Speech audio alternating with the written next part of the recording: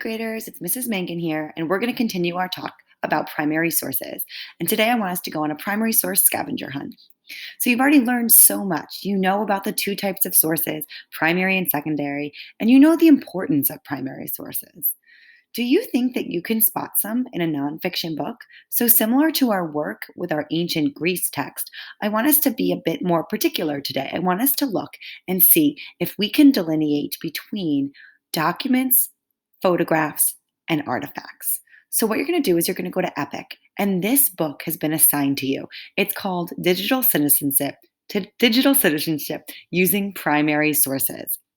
So when you go up to your upper right hand corner in your mailbox, you'll see an alert, and that alert shows that this book has been assigned to you. So today, what you're going to do is you're going to flip through this text and you're going to go on a little scavenger hunt. I want you to see if you can find 3 photographs or videos, 3 documents, and 3 artifacts that are mentioned. Now, let's go through these one more time. A photograph or a video shows a picture or a movie of something that happened at that time. So, to remember that speech of Dr. Martin Luther King Jr., this I Have a Dream speech, that was a video, that was a primary source.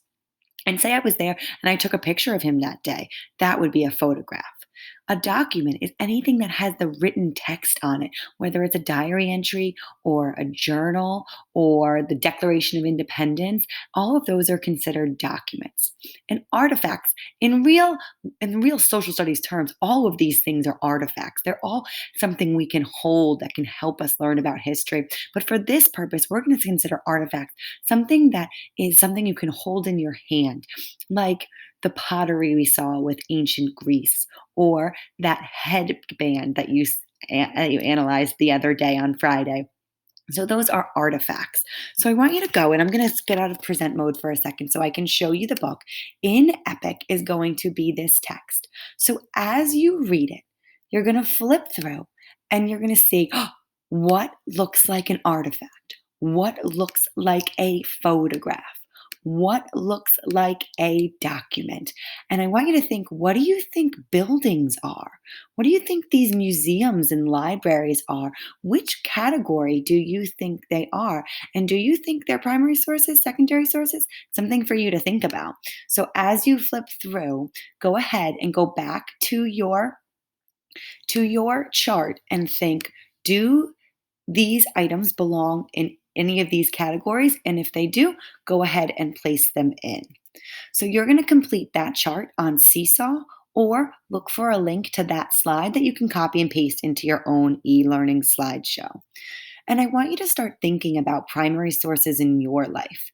So, what helps others learn about you? By the end of the week, we're going to be having you collect various artifacts, documents, and photographs to share with others. So, can you start thinking about which photograph would help us learn about you, or which document could we learn about you without you being able to talk? Because remember, a lot of times when archaeologists are finding these documents, or historians, the document cannot speak to us. We cannot ask it questions. Hey, document, what year were you created? We have to use the hints and the clues that's on the document. So, what could you start to dig through your house to help us learn about your life?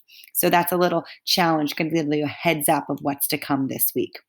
So, third graders, you're going to look for this chart. You're going to read the book on Epic, and you're going to put each thing that you notice into the correct primary source category. So, if I see a Martin Luther King video, I might put Dr. Martin Luther King Jr.'s I Have a Dream speech. I'm going to write that in this. And if I see a diary entry of Lewis and Clark, I'm going to write diary entry of Lewis and Clark. So I'm going to put that right in there. So, third graders, good luck today. I hope that you have fun exploring some more primary sources. And if you have any questions, you always let your teachers know. All right, bye, guys.